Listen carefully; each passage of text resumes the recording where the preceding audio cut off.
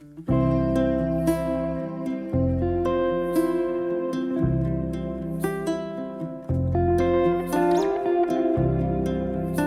ang love horoscope para sa bawat zodiac sign sa linggong ito.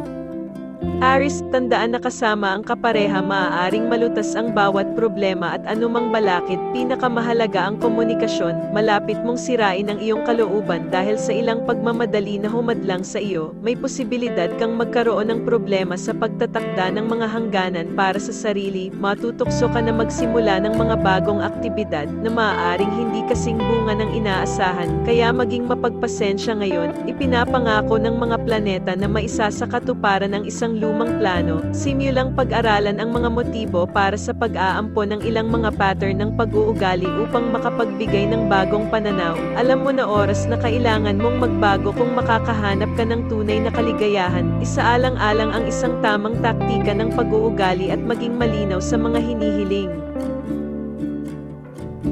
Taurus, subukang huwag tuklasin ang nakaraan ng iyong minamahal, sapagkat ang bawat isa ay may mga sandali sa kanilang buhay na hindi nila ipinagmamalaki at mas kaunti ang alam mo, mas madali kang makakatulog, maging mapagpasensya sa iba at subukan ang compromise. Ngayon na ang oras upang magsagawa ng pag-uusap at pagpupulong sa mga kamag-anak. Magiging matagumpay ang iyong mga biyahe, pagmasdan kung ano ang nangyayari, gumawa ng tamang konklusyon tungkol sa iyong personal na pag-unlad. Ang panahong ito ay nais para sa pagsasakatuparan ng iyong mga nais.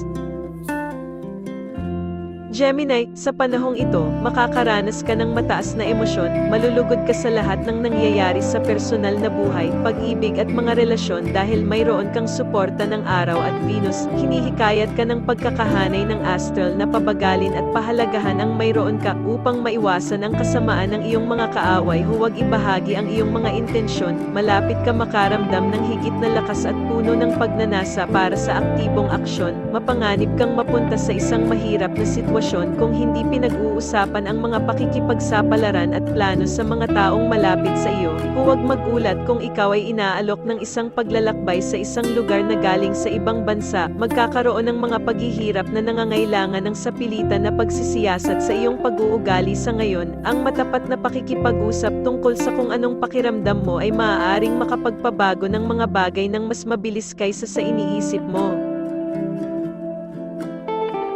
Cancer, ang line-up ng planeta ay maaaring gumawa ng isang paghaharap ng ilang uri sa pagitan mo at ng iyong partner, kasalukuyan o perspective na hindi maiiwasan, ngunit sa halip na ito ay isang potensyal na sakuna, haantong sa pareho at mas malalim na pag-unawa ng bawat isa. Mataas ang pagpapahalaga sa sarili, ipagbawal sa sarili na makagambala sa mga pag-aaway ng iba. Ang pasensya ay kakailanganin upang makitungo sa isang tao na hindi katulad ng pananaw mo, magbigay ng oras na dapat sa mga taong nagpapasaya sa iyo. Ang buhay ay maaaring magbago mula sa iyong mga ideya at plano. Ang kapaki-pakinabang na bagong kaalaman at impormasyon ay nangangako ng mga pagkakataon para sa pagpapatunay. Mag-ingat kung naglalakbay ka, huwag matukso na makipagsapalaran ng walang ingat.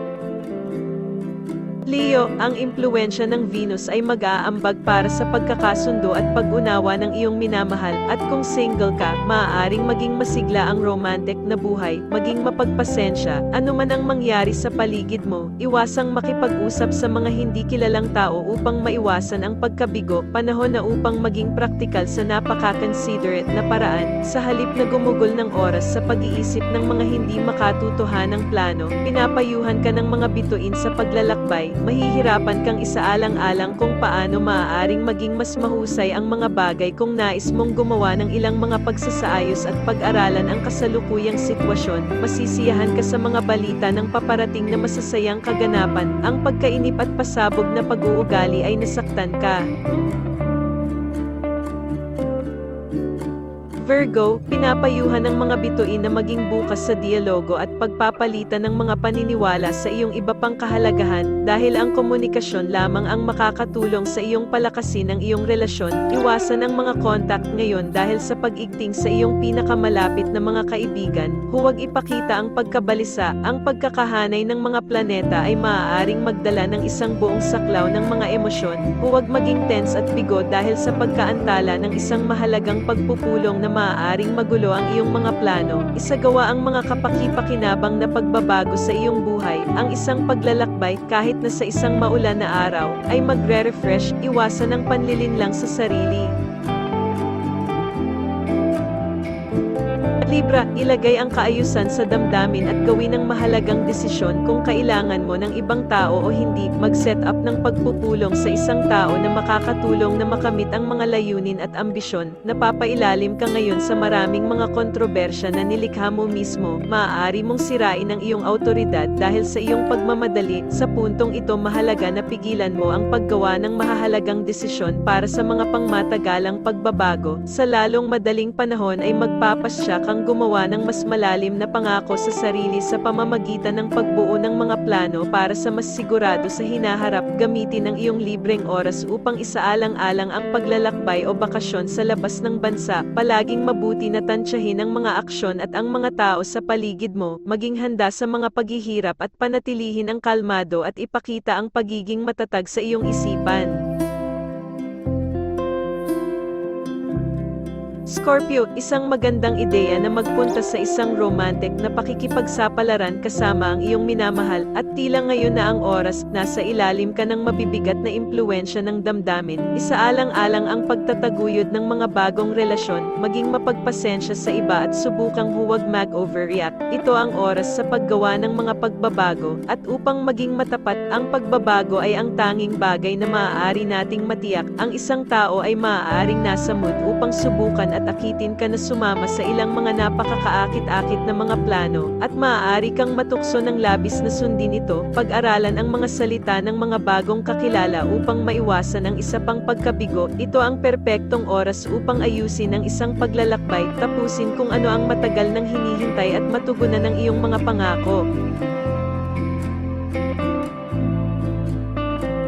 Sagittarius, ang mga pamantayan sa pag-ibig ay mataas at mayrooning mahusay na inaasahan. Bukod sa ang iyong karera ay may pagkakataon na makipag-ugnay sa iyong personal na buhay, kaya't ang oras ay tama para sa mga aksyon at proyekto na kinasasangkutan mo at ng taong sinasamba mo. Huwag mag-react ng emosyonal sa nangyayari sa paligid. Protektahan ang sarili mula sa mga hindi ginustong mga pagpupulong at pag-uusap ng mga hindi kilalang tao. Maaaring baguhin ang mga plano na hindi mo dapat pagsisisihan. Kung kailangan mong maglakbay, tapusin muna ang iyong mga gawain. Bagaman maaari kang metuksong gumawa ng isang bagay na marahas, malamang na makamit mo ang makatuwirang diskarte at unti-unting gagawa ng mga pagbabago. Gamitin ang iyong oras para sa pamamahinga sa gabi upang hindi ka mataambe mula sa pagkapagod at pilay.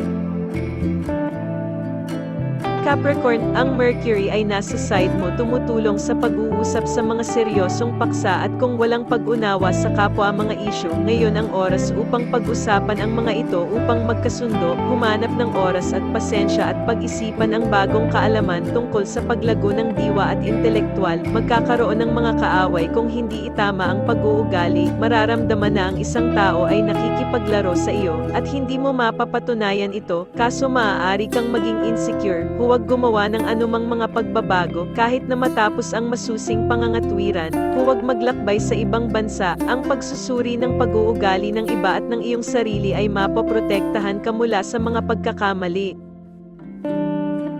Aquarius, ang impluwensya ng mga planeta ay bumubuo ng kagandahan, pagkahilig, kasidhian at drama, at nagdudulot din ng pagbabago sa pamamagitan ng malalim na emosyonal na reaksyon. Subukang huwag ibahagi ang iyong mga ideya at impression sa kahit na pinagkakatiwala ang mga kaibigan dahil lumilikha ka ng mga sariling problema. Kahit na maaaring makita ang enerhiya ng panahon na medyo masyadong emosyonal, makakabuti ito para sa iyo. Magtatagumpay ka sa iyong mga planong paglalakbay. Ang mga kaganapan at pagbabago na hindi partikular na nakalulugod ay nagsisimulang lupigin ang iyong matatag at protektadong mundo, kaya mag-ingat, huwag asahan ang isang mabilis na paglutas ng mga problema na nauugnay sa iyong personal na mga plano na madaling dumating. Pisces, kung single ka, ang posibilidad na baguhin ang katayuan sa relasyon ay napakataas. Huwag maging mapusok lamang dahil sa iyong pakikiramay sa mga problema ng mga tao sa paligid mo. Isaalang-alang kung ang mga pagbabago ay pabor sa iyo. Kung naramdaman mo na mayroong ilang uri ng hadlang sa iyong pagpapahayag ng totoong damdamin, maaaring kailanganin mong imbestigahan ito ng kaunti pa sa pagsusuri sa sarili. Nasa mood ka para sa ilang mga seryosong talakayan tungkol sa mga plano at obligasyon sa hinaharap. Isang paalala na ang horoscope ay gabay lamang, ikaw pa rin ang siyang may hawak ng desisyon sa iyong buhay. Peace and prosperity to all.